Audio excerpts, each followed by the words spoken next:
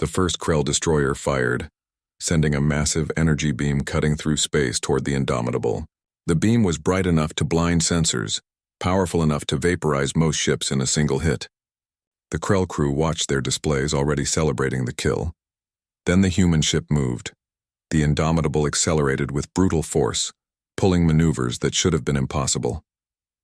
The ship twisted and dove, its engine screaming as it changed direction in ways that violated what the Krell thought they knew about physics. The crew inside should have been crushed by the G-forces, their bodies turned to pulp against the walls. But humans came from a world with gravity 1.5 times stronger than standard galactic norm. Their bodies were built to handle punishment. What would kill most species was merely uncomfortable for them. The Krell beam missed by 50 meters. Before the destroyer could recharge, Weapons Officer Minho fired. The railgun rounds moved at 3% of light speed, invisible to the naked eye. The depleted uranium slugs hit the Krell shields and punched straight through them.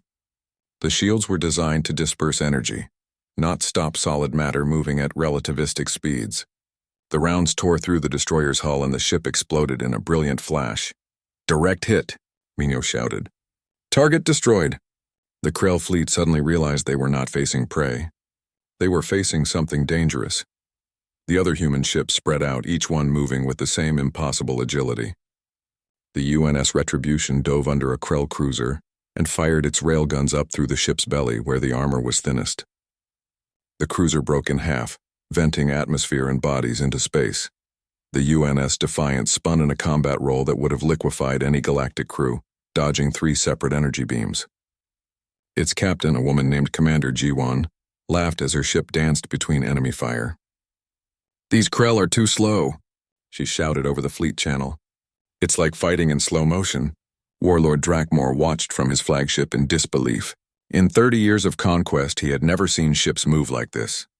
Never seen shields fail so easily. Never seen his warriors dying so quickly. "All ships, focus fire on the lead vessel," he roared. "Destroy it now."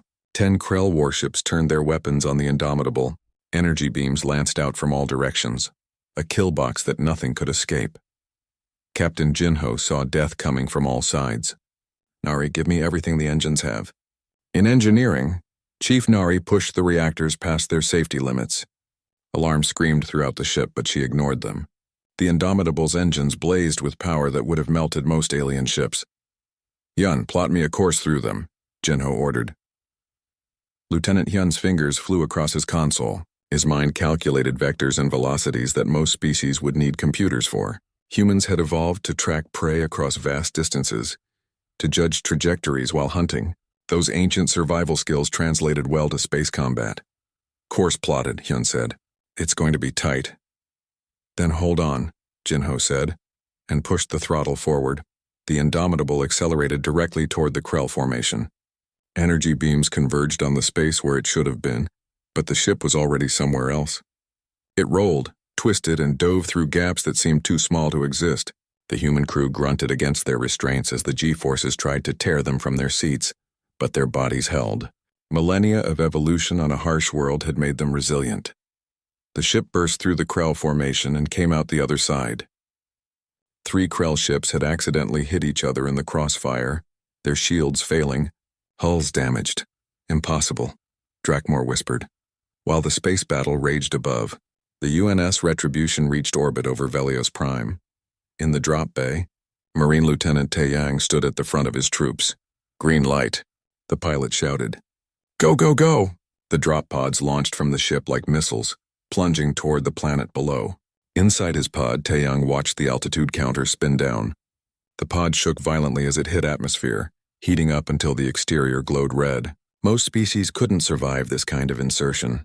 The G-forces alone would kill them, but humans had sent people into space using controlled explosions and heat shields for centuries. This was nothing new. The pod hit the ground at terminal velocity, its shock absorbers compressing as it buried itself 6 feet into the soil. The door blew off with explosive charges and Taeyang stepped out into bright sunlight. Around him 200 more pods hit the ground like falling stars.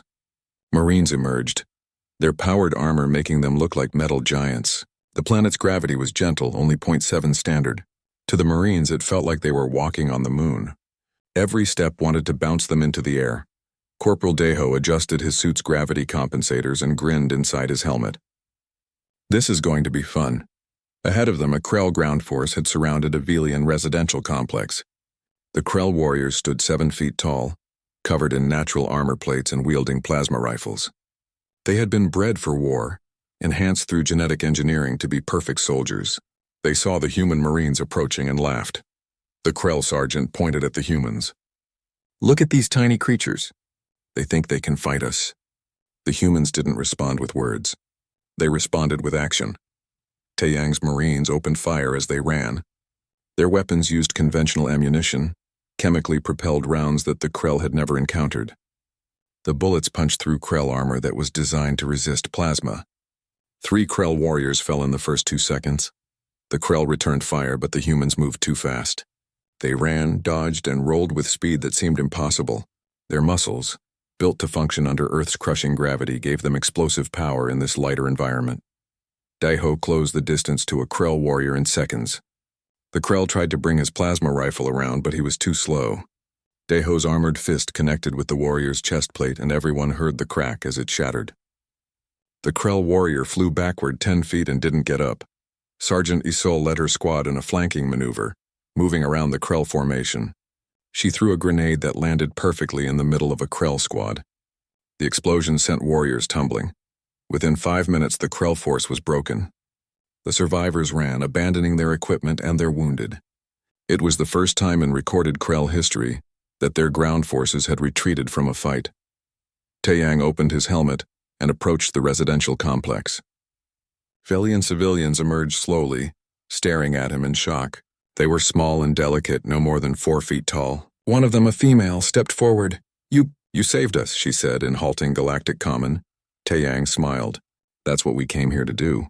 "Are there injured people inside?" She nodded, still staring at him like he was some kind of mythical creature. "Many, but our medical supplies are gone." "We have supplies," Taeyang said. He switched to his command channel. "Retribution, this is ground team actual. We need medical supplies at my position. Civilians with injuries." Medical Officer Sora's voice came through immediately. "On my way, Lieutenant. ETA 5 minutes." Above the planet, the space battle continued. The Indomitable and its sister ships were holding their own, but the Krell still had superior numbers. Every time the humans destroyed one enemy ship, 2 more moved to take its place. Captain Jinho watched his tactical display, calculating odds and possibilities.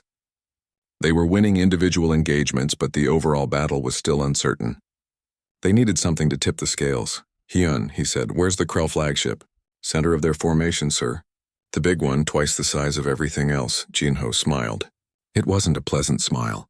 It was the smile of a predator who had just spotted prey. "Then that's where we're going. If we take out their commander, the rest might fall apart." Commander Yuna looked at him. "Sir, that ship is surrounded by point defense systems. We'll never get close enough." "We'll get close enough," Jinho said, "because we're going to do something they'll never expect." He opened the fleet channel. "All ships, this is Indomitable. Form up on me. We're going straight for the flagship."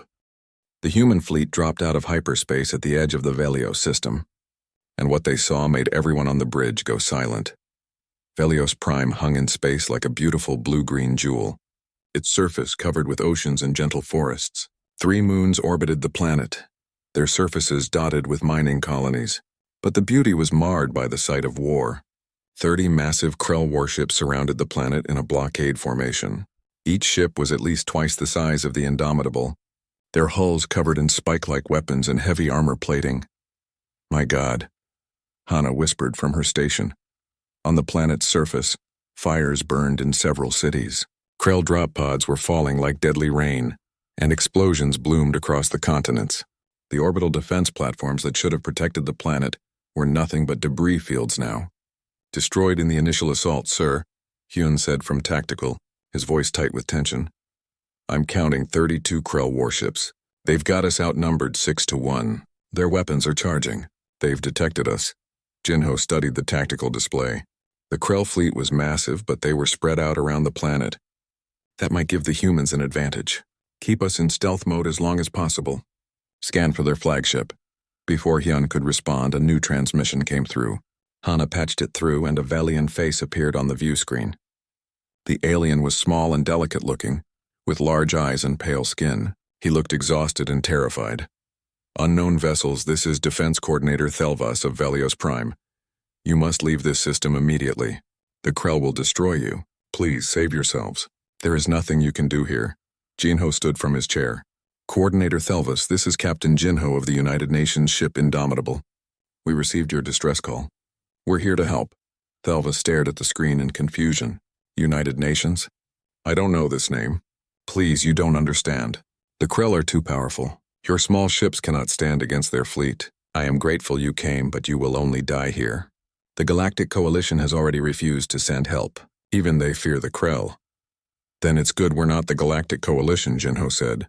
He looked at his crew, saw their determined faces, and felt pride swell in his chest. We're humans, Coordinator. We're from a planet called Earth. And where we come from, you don't abandon people who need help. Before Thelvas could respond, another transmission cut through. This one was harsh and mocking. A Krell appeared on screen, enormous and covered in thick scales. His teeth were visible in what might have been a smile, and his eyes held nothing but contempt. So, the little Velians found some friends, the Krell said, his voice like grinding rocks. I am Warlord Drakmor, commander of this fleet. You will identify yourselves properly before I destroy your insignificant ships. Jinho met the Warlord's eyes without fear. I already identified myself. Captain Jinho, UNS Indomitable. You're attacking a peaceful colony. Withdraw your forces or we will make you withdraw them. For a moment, Drakmor looked surprised. Then he began to laugh. A deep, booming sound that echoed through the bridge speakers. You, 5 tiny ships? You will make me withdraw? I have 30 warships, human. I have conquered 17 systems. I have destroyed fleets 10 times your size. What makes you think you can challenge me? Because, Jinho said calmly, you've never fought us before. The transmission cut off. On the Indomitable's bridge, everyone waited for their captain's orders. Jinho sat back down and opened a channel to the entire fleet. All ships, this is Indomitable actual. I won't lie to you. We're outnumbered and outgunned. The smart thing would be to retreat. But if we leave now, millions of people will die. So I'm asking you to stand with me. I'm asking you to show these Krell what happens when they threaten innocence within reach of Earth. If anyone wants to withdraw, do it now. No one will judge you. Silence filled the channel for 3 heartbeats. Then one by one the other captains responded. UN's Retribution standing by. UN's Defiant ready to engage. UN's Thunderbolt locked and loaded, sir. UNS Vanguard at your command, Captain. Jinho felt his throat tighten with emotion. Thank you. All ships prepare for combat. Marines prepare for planetary deployment. This is not a drill. We engage in 2 minutes. On the Retribution, Marine Lieutenant Taiyang stood in the drop bay with his 200 soldiers. They wore powered armor that made them look like walking tanks, each suit painted in dark gray and black. Taiyang checked his weapon one final time and looked at his troops. Listen up, he said, his voice amplified by his suit's speakers. We're going down to that planet. The Krell have ground forces attacking civilians. Our job is to stop them. I know the Krell are bigger than us. I know they're supposed to be fierce warriors. But remember what we are. We're from Earth. We survived the deadliest planet in known space. These Krell have no idea what's about to hit them. The Marines roared their approval, slamming fists against their armor in a thunderous rhythm. Back on the Indomitable, Engineering Chief Nari stood in her domain surrounded by the ship's massive engines and power systems. She ran final diagnostics on the weapons grid. The railguns were humanity's secret weapon, kinetic weapons that fired physical rounds at incredible speeds. Most alien races used energy weapons and their shields were designed to stop them. But the Krell had never faced kinetic weapons before. All weapons charged, Captain, she reported. Power systems at maximum. We're ready. Weapons Officer Minho studied his targeting computer. He had spent years training for this moment, running simulations over and over. But this was real. Real ships, real enemies, real stakes. His hands moved across his controls with practiced precision. I have firing solutions on 6 Krell destroyers, he reported. Locked and ready. Jinho watched the tactical display. The Krell fleet was moving now, turning their massive ships to face the human vessels. They moved slowly, confidently, like predators who had never known fear. All ships, Jinho said, his voice steady and clear. This is it. Remember your training. Trust your crewmates, and show them that Earth's children do not back down. Engage at will. The 5 human ships broke formation and accelerated toward the Krell fleet. Their engines burned bright in the darkness of space as they charged into battle against impossible odds. On Velios Prime, Thelvis watched from his command bunker. The Velian people monitored their screens, expecting to see the brave but foolish humans destroyed within minutes. They had no idea that everything they thought they knew about war was about to change. The distance between the fleets closed rapidly. Krell weapons began to glow with charging energy. Human railguns hummed with potential violence. In seconds, the battle would begin and the galaxy would witness something it had never seen before. Humanity at war. The bridge of the UNS Indomitable hummed with quiet efficiency as it drifted through the dark edges of human space. Captain Jinho sat in his command chair, reviewing patrol reports that all said the same thing. Nothing unusual detected. It had been 3 months of routine patrols and his crew was getting restless. Lieutenant Hana worked at her communications station, monitoring the usual background noise of space.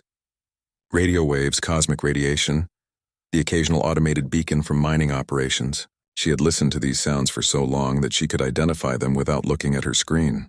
That's why the new signal caught her attention immediately. "Captain," she said, her fingers moving quickly across her console. "I'm picking up something strange. It's not one of ours." Jinho straightened in his chair. "What kind of signal?" "It's a distress call, sir. But the language is alien. The computer is trying to translate now." Hana's eyes widened as data scrolled across her screen. "Sir, it's coming from outside known human space. Deep space. The signal is weak, like it's traveled a very long distance." The bridge fell silent. Every crew member stopped what they were doing. Humanity had only made contact with the galactic community 5 years ago, and most of those contacts had been tense. The other species looked at Earth's harsh environment and saw humans as dangerous creatures from a death world. Very few aliens wanted anything to do with them. "Can you clean up the translation?" Jinho asked, standing and moving to Hana's station. She worked for another minute, then played the message. A voice came through, high-pitched and trembling with fear. "This is Velios Prime Colony. We are under attack. Krell warships have entered our system. Our defenses are failing. We have nowhere to run. Please, anyone who receives this, we need help. Millions of civilians have no way to evacuate. The Krell are landing ground forces. Please help us." The message repeated the same desperate plea over and over. Commander Yuna approached from her station. "The Krell," she said quietly. "I've read the reports. They're one of the major military powers in this sector, conquerors and slavers. The Galactic Coalition refuses to stand up to them because the Krell have too many ships." Jinho stared at the starfield on the main view screen. "How far away is Velios Prime?"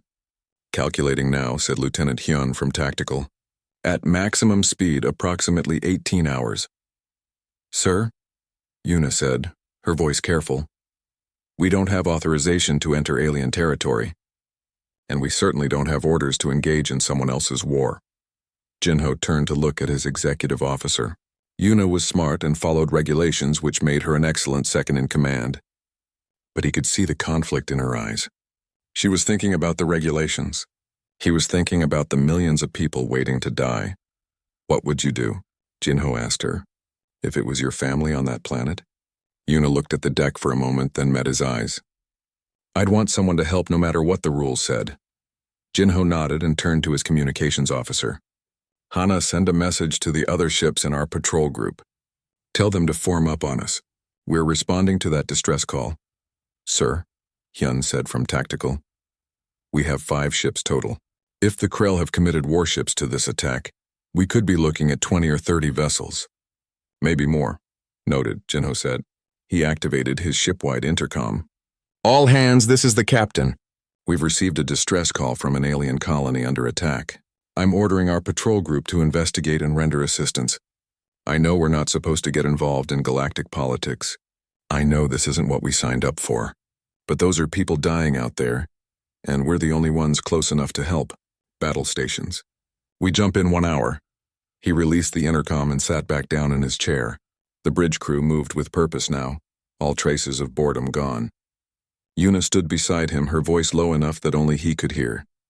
"Earth Command is going to have your head for this," she said.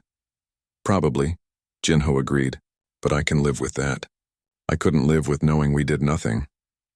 The next hour passed in a blur of preparation. Engineering Chief Nari reported all weapon systems charged and ready. The ship's railguns, humanity's answer to alien energy shields, were loaded with depleted uranium rounds. Marine Lieutenant Taeyang checked in from the barracks, confirming his troops were armored and ready for deployment if needed. The other 4 ships in the patrol group responded quickly. The captains asked questions, but when Jinho explained the situation, they all agreed to follow. Humanity might be new to the galactic stage, but they understood one thing clearly. You don't leave people to die when you can do something about it. As the final minutes counted down, Medical Officer Sora made sure the medical bay was prepared for casualties. She hoped they wouldn't need it, but hope wasn't a strategy. She loaded supplies, checked the surgery robots, and mentally prepared herself for what might come. On the bridge, Jinho watched the countdown timer. 30 seconds. His heart pounded in his chest, but his hands remained steady on the armrests of his command chair. He had been in the military for 15 years, but this would be his first real battle. Training simulations couldn't prepare you for the reality of combat, for knowing that your decisions would determine who lived and who died. 10 seconds to jump, Hyun announced. Jinho took a deep breath. All ships, this is Indomitable Actual. Remember your training. Watch each other's backs, and let's show the galaxy what humans do when someone needs help. Jump in 3, 2, 1, mark. The stars stretched and blurred as the 5 human ships jumped into hyperspace, racing toward a battle that would change everything. Behind them, Automated Systems sent a report back to Earth Command, informing them that Patrol Group 7 had deviated from their assigned route to respond to an alien distress call.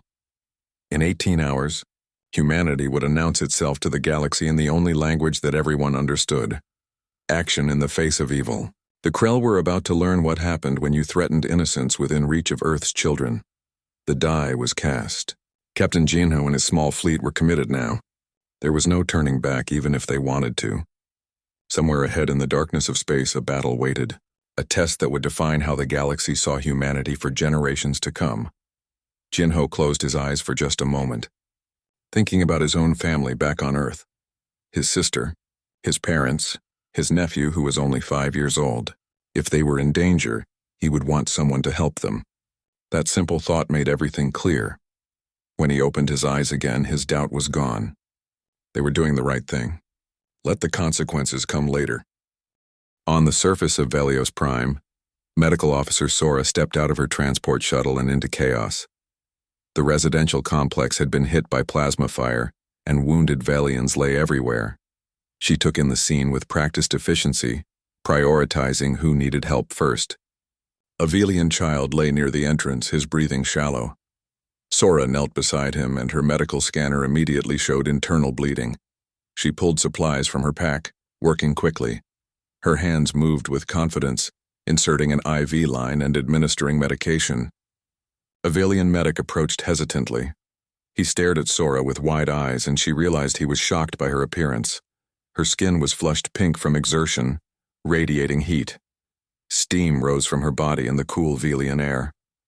You're so warm, the medic said. Are you ill? Sora smiled as she worked. No, this is normal for humans. Our body temperature is 98.6 degrees Fahrenheit, about 37 Celsius. The Velian medic's face showed horror. That would kill most species.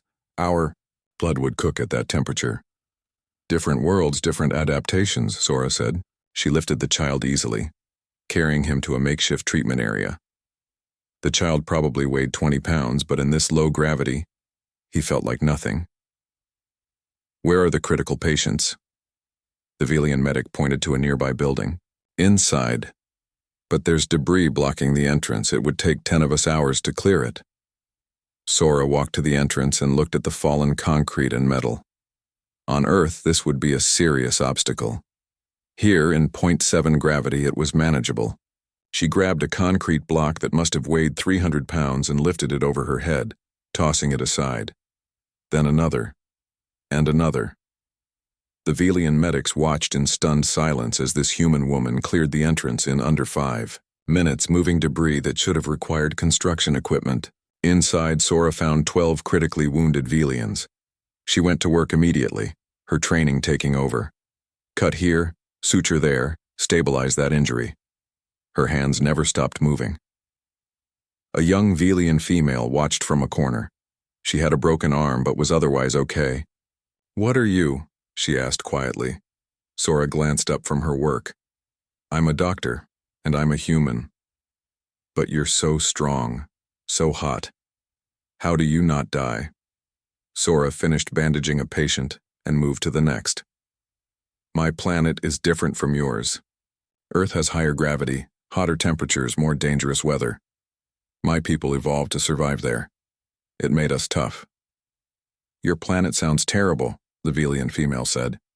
Sora laughed. "Sometimes it is. We have hurricanes that can level cities, earthquakes that split the ground open, volcanoes that turn day into night, diseases that kill millions, predators that hunt us. But we survived all of it. We're still here, and now we use that strength to help others." On the surface, in a different location, Taeyang's Marines were pushing deeper into Krell-occupied territory. The Krell had fortified a position around a landing zone where their dropships continued bringing reinforcements. Taeyang studied the fortification through his helmet display. "They've got heavy weapons," Sergeant Isol said beside him. "Plasma cannons. Probably 20 warriors inside." Taeyang nodded. "Standard assault would cost us casualties. We need a better approach." He thought for a moment, then smiled. "Corporal Deho, how's your throwing arm?" Deho grinned. "In this gravity, I could throw a tank." "Good. Grab those rocks over there. The big ones." 5 minutes later, the Krell warriors in the fortification saw boulders the size of cars flying through the air, launched by human soldiers who shouldn't have that kind of strength.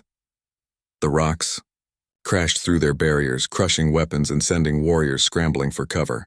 The Marines rushed in during the confusion. The fighting was brutal and fast. A Krell warrior swung a plasma blade at Deho, who caught the warrior's arm, twisted, and threw the 7-foot alien over his shoulder. The Krell hit the ground hard and didn't get up. Isol's squad cleared the drop zone, securing it against Krell reinforcements. The Krell warriors tried to regroup, tried to use their superior size and strength, but it didn't matter. The humans moved faster, hit harder, and never stopped coming. Above the planet in the orbital command center, Defense Coordinator Thelvas watched the battle unfold on his screens. He couldn't believe what he was seeing. The humans were winning, both on the ground and in space.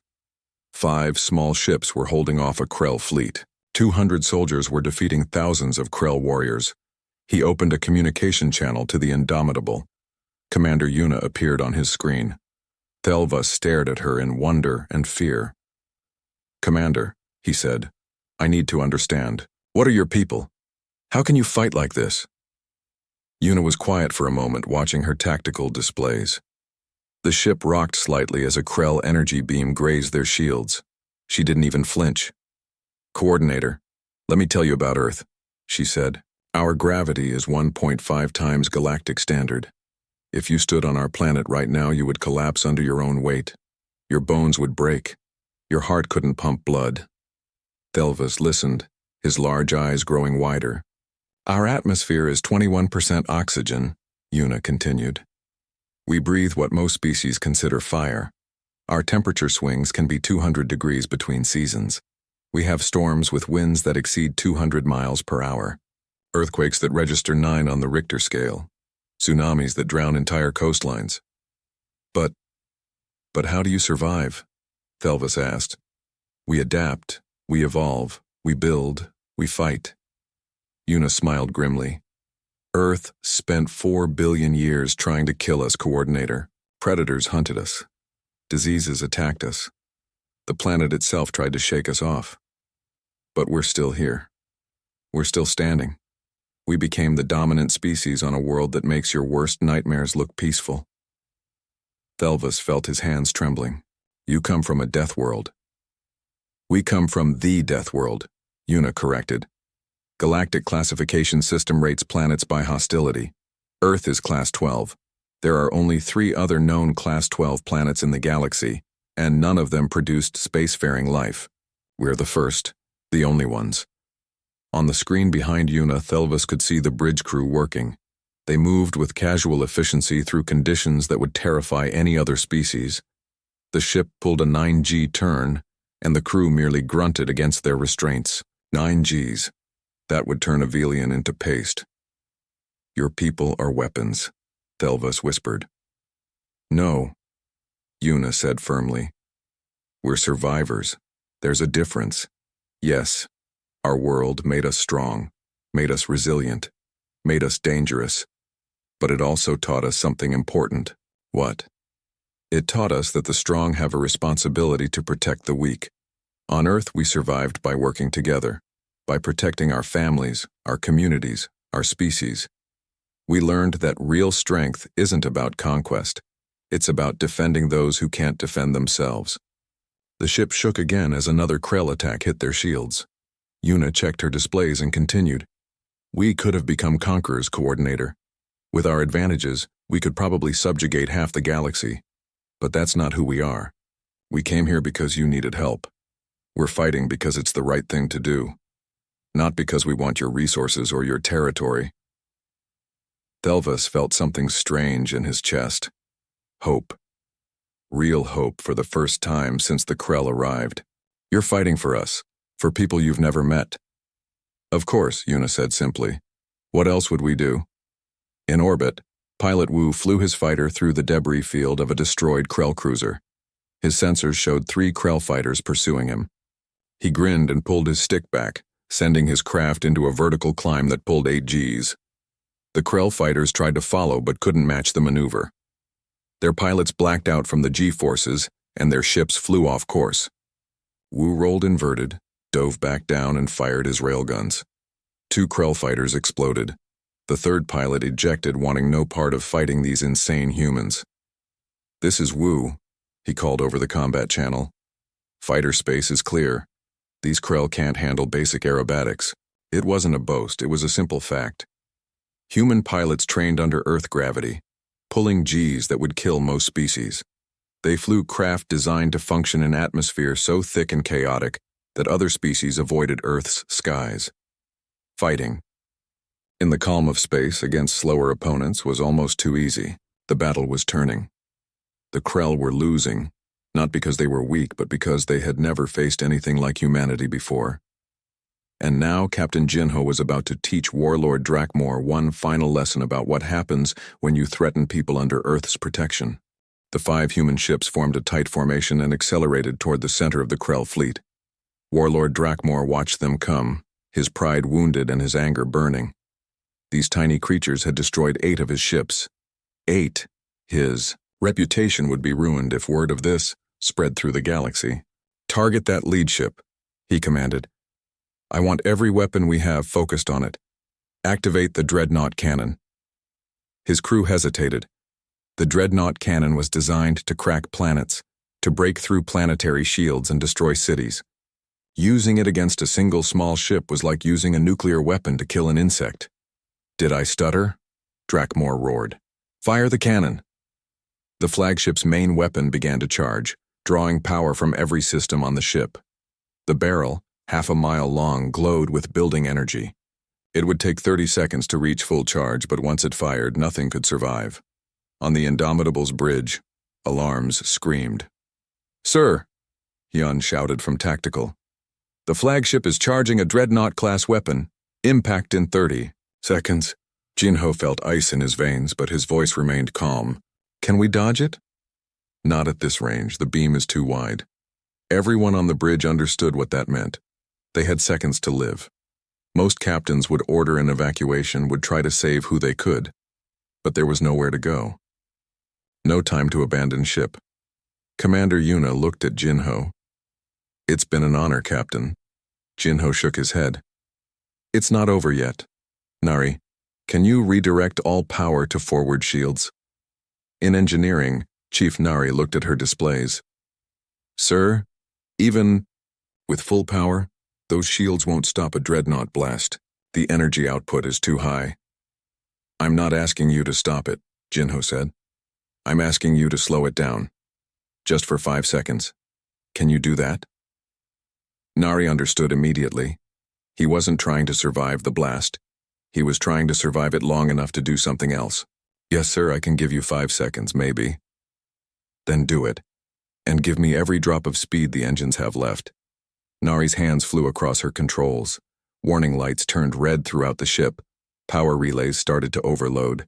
The engines screamed as she pushed them past every safety limit. All power to forward shields and engines, she announced. Everyone hold on. The crew grabbed their restraints. Jinho looked at the countdown timer. 20 seconds until the dreadnought fired. The Indomitable accelerated directly toward the flagship, closing the distance at suicidal speed. What are you doing? Drakmor demanded, watching the human ship rush toward him. Do you think you can ram us? Your ship would shatter like glass against our hull? 10 seconds. The other human ships spread out, targeting the Krell vessels around the flagship. They couldn't help the Indomitable now, but they could keep the other enemies busy. 5 seconds. Jinho gripped his armrests. Nari, shields at maximum. Everyone else, brace for impact. The dreadnought fired. A beam of pure energy, wider than the Indomitable itself, lanced out from the flagship. It hit the human ship's forward shields and the universe became light and sound and fury. The shields held for 1 second. 2. The beam pushed against them, trying to vaporize everything behind them.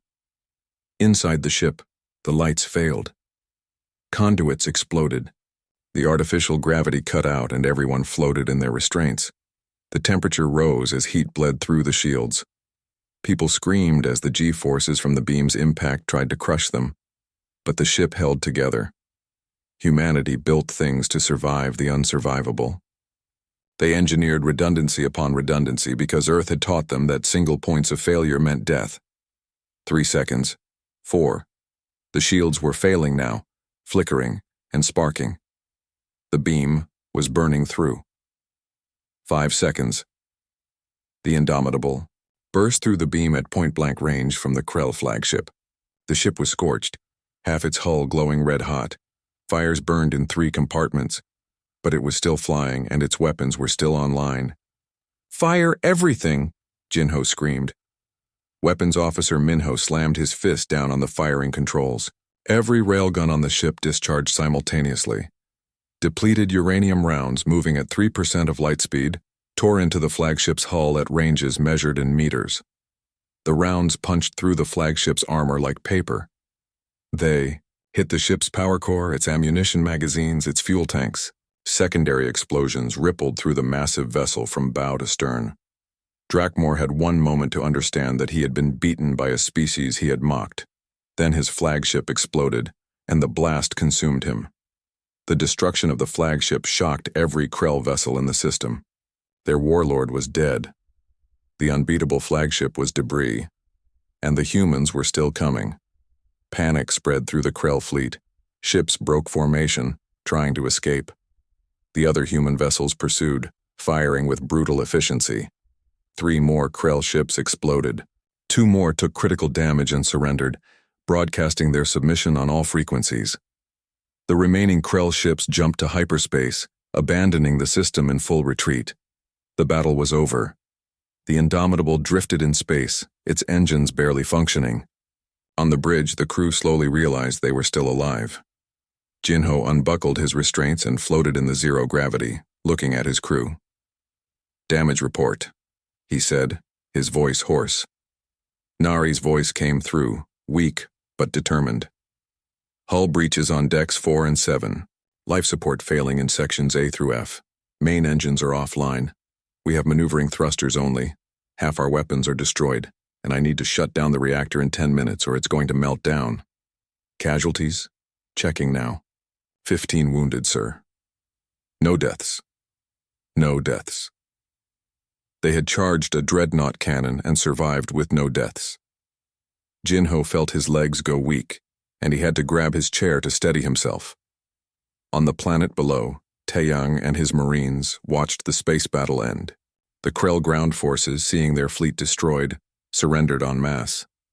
Thousands of Krell warriors laid down their weapons, refusing to continue a battle they could no longer win. Taeyang opened his helmet and looked up at the sky, where the Indomitable hung like a wounded bird. "You crazy bastard," he whispered, smiling. "You actually did it. Medical Officer Sora finished treating the last wounded Velian and sat down heavily, exhausted. Around her, Velian medics were crying, hugging each other, celebrating their survival. One approached her tentatively. "Thank you," the Velian said. "Thank you for saving us. We thought we would all die today." Sora smiled tiredly. "You're welcome. That's why we came." In the orbital command center, Thelvas broadcast a message to the entire planet. "The Krell have been defeated. The humans have driven them away. We are saved." Cheering erupted across Velios Prime. People poured into the streets, crying and laughing and celebrating. They had survived the impossible. The humans, these strange warriors from a death world, had saved them. Commander Yuna managed to restore partial power to the Indomitable's communications. She opened a channel to the other ships in the fleet. "All vessels, sound off." One by one, the captains reported. Retribution had moderate damage. Defiant was in good condition. Thunderbolt had lost a weapon turret but was otherwise operational. Vanguard reported minimal damage. "Good," Yuna said. "Begin recovery operations. Rescue any Krell survivors and transfer them to the Retribution's brig. Provide medical assistance to anyone who needs it, ours or theirs." "Even the Krell?" Captain Jiwan asked from the Defiant. "Even the Krell," Yuna confirmed. "We're not executioners. The battle is over. Now we show them mercy." Hours later, with the Indomitable's reactor stabilized and emergency repairs underway, Jinho received a transmission from Thelvas. The Velian coordinator appeared on screen and Jinho could see tears on his face. "Captain Jinho," Thelvas said, "I have no words adequate to express our gratitude. You came when no one else would. You fought when the odds were impossible. You saved millions of lives today." Jinho, exhausted and battered, managed a small smile. "We did what anyone should do, Coordinator.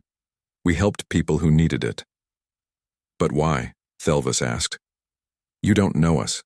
We have nothing to offer you. Why would you risk everything for strangers?" Jinho thought about Earth, about his family, about all the humans throughout history who had stood up against evil even when it cost them everything. "Because," he said simply, "we know what it's like to struggle. We know what it's like to face extinction. And we learned that the only way to survive is to help each other. If we only helped people we knew, only protected people who could pay us, we wouldn't be human anymore. We'd be like the Krell." Thelvas nodded slowly. "You are not what we expected, humans. You are strong enough to be conquerors, but you choose to be protectors instead. The galaxy needs to know about you." "They'll know," Jinho said, glancing at his damaged ship. "I think we made quite an impression."